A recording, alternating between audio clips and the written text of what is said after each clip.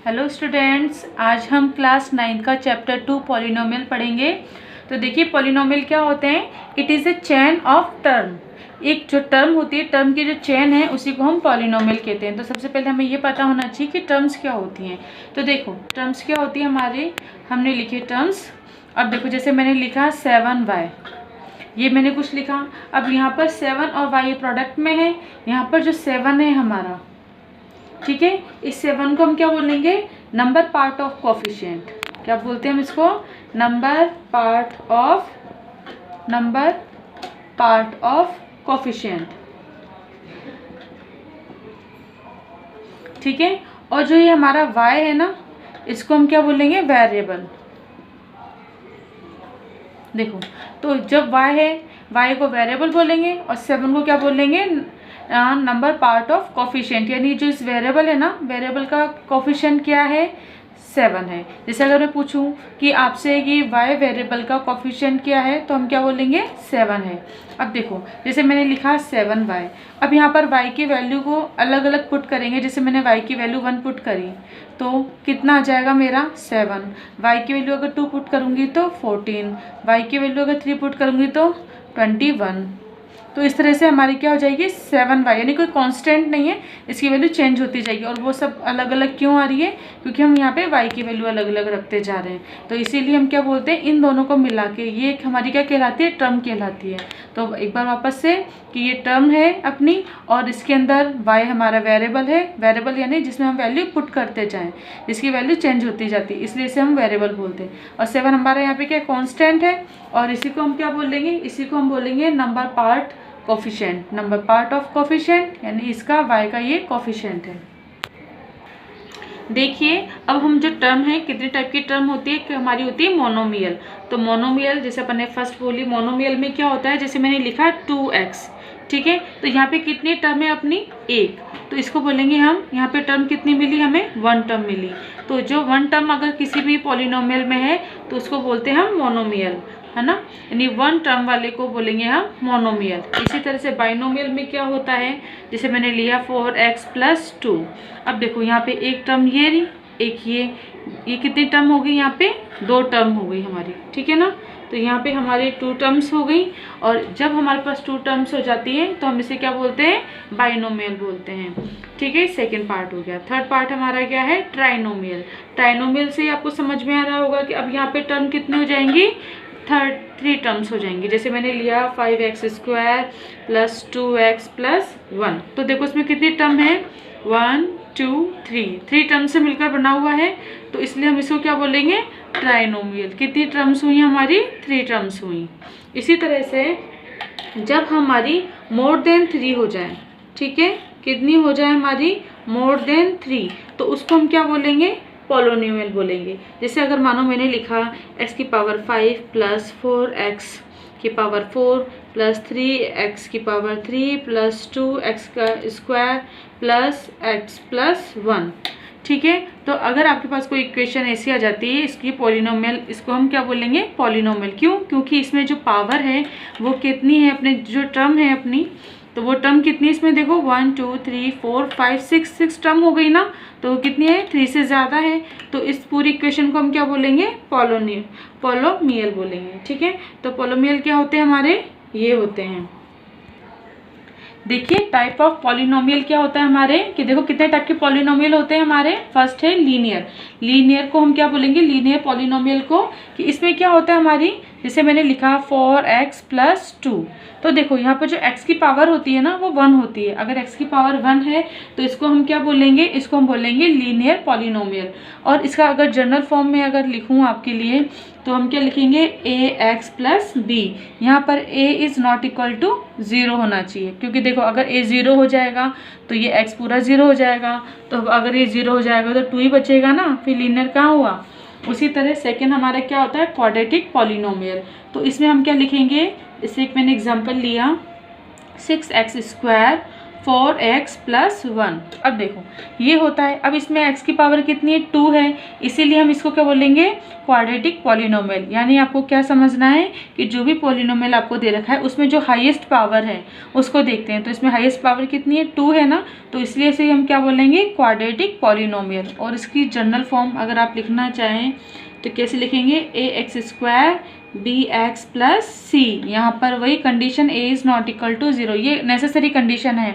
और आप ये समझ भी गए कि a is not equal to 0 क्यों लिखा है, क्योंकि जैसे अगर ये 0 हो जाता है ना, तो यहाँ पर मानो 6 की जगह 0 आता तो पूरा हट जाएगा। तो 4x + 1 हो गया ना, तो अब तो ये क्या बन गया, लीनियर बन गई। तो लीनियर पॉलिनोमियल हो जाएगा, तो क्वाड्रेटिक बोल सकते हैं क्या, नहीं बोल सकते। इसलिए ये कंडीशन है कि जो x² का कोफिशिएंट होता है वो 0 नहीं होना चाहिए।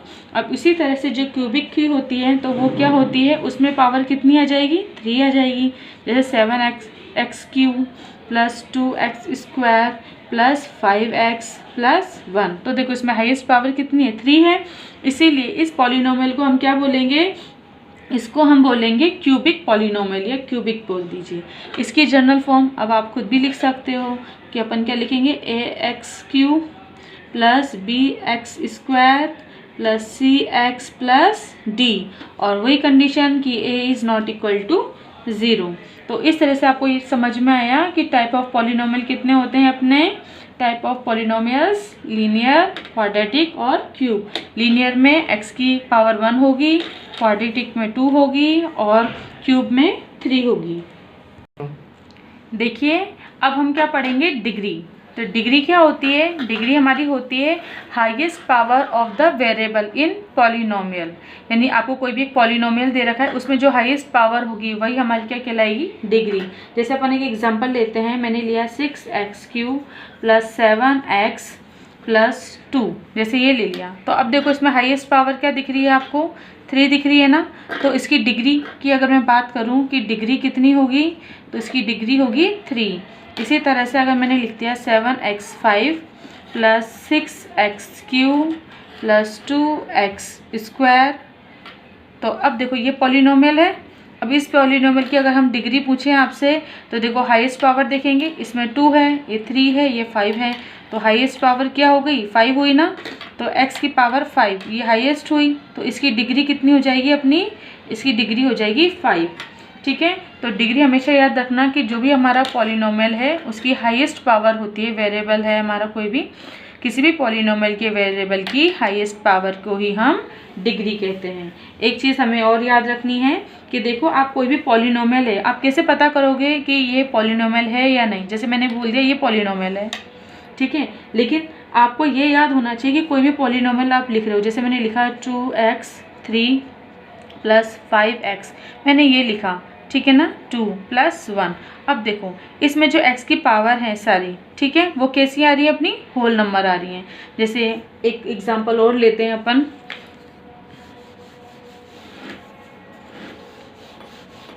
देखिए जैसे मैंने लिया 3x³ + 2x² + 3x + 1। तो अब देखो इसमें अगर अपन पावर देखें तो x की पावर 3 है ही सही, यहाँ पर कितनी है +2x², 2 हो गई, देखो 3 हो गई, 2 हो गई, फिर यहाँ पर 1 हो गई। अब यहाँ पे 1 है ना, तो यहाँ पर x की पावर 0 भी बोल सकती हूँ, क्योंकि आपको याद होना चाहिए कि x की पावर 0 हमेशा क्या होता है, 1 होता है। यानी कोई, तो फिर आप क्या समझोगे कि अगर कोई भी, अगर आपने कांस्टेंट लिख दिया तो उसके पास अगर हम x की पावर 0 लिखें तो उसका मतलब भी क्या होता है, कांस्टेंट ही होता है। तो ये आपको याद होना चाहिए। तो आपने क्या देखा कि इस पे जितनी भी पावर लग रही है वेरिएबल पे, वो सब पावर क्या आ रही है, अपनी होल नंबर आ रही है। तो आपको याद होना चाहिए कि power of variable in polynomial is always a whole number, कि हमेशा होल नंबर होने चाहिए, ऐसा नहीं कि कुछ और आ जाए, ठीक है ना। जैसे अगर आपको रेशनल नंबर आ जाए तो वो फिर पॉलिनोमियल नहीं कहलाएगा। अब देखो जैसे है, अगर मानो आपके पास ऐसे आ जाए कि x की पावर -3, ठीक है ना, इसमें आ जाए, जैसे मैंने लिखा 2x की पावर -3 + 1, तो ये पॉलिनोमियल है क्या, हम बोलेंगे ये पॉलिनोमियल नहीं है, क्योंकि यहाँ पर जो पावर है ना x की, वो क्या है, होल नंबर नहीं है, माइनस में आ रही है। उसी तरह से अगर मैंने लिख दिया x की पावर 2/3 आपको कहीं दिख जाए, या आपको √x दिख जाए, ठीक है, तो अगर ऐसी पावर आ रही है तो आप क्या बोलोगे कि वो पॉलिनोमियल नहीं है। तो अब देखो जैसे मैंने लिखा एक 2√x + 3, तो अब बताओ ये पॉलिनोमियल है क्या? आप बोलोगे कि नहीं है, क्योंकि देखो √x आ गया ना, तो इसलिए ये पॉलिनोमियल नहीं होगा। इसी तरीके से अगर हम लिख दें आपके लिए, जैसे मैंने लिखा y + 1/y, अब बताओ ये पॉलिनोमियल है क्या? तो हम इसे क्या बोलेंगे कि पॉलिनोमियल नहीं है। क्यों नहीं है? क्योंकि देखो ये क्या है, y + 1/y है ना, y अगर ऊपर जाएगा तो y की पावर -1 आ जाएगी। अब देखो y वेरिएबल है लेकिन उसकी कोई पावर है जो होल नंबर नहीं है, इसीलिए ये जो पूरा पॉलिनोमियल है इसको बोलेंगे कि अपन पॉलिनोमियल, ये जो पूरी इक्वेशन है कि नहीं, कि ये इक्वेशन हमारी पॉलिनोमियल नहीं कहलाएगी। ठीक है, तो आई होप आपको समझ में आया होगा कि पॉलिनोमियल क्या होते हैं, कितने टाइप के होते हैं, डिग्री क्या होती है, और अगर x की पावर होल नंबर नहीं आती तो उसे हम पॉलिनोमियल नहीं बोलेंगे। तो ये सब पूरी अपनी थ्योरी हो गई है चैप्टर 2 की। अब हम नेक्स्ट वीडियो में इसकी एक्सरसाइज करेंगे, तो जब तक आप इसकी थ्योरी को अच्छे से पढ़िए।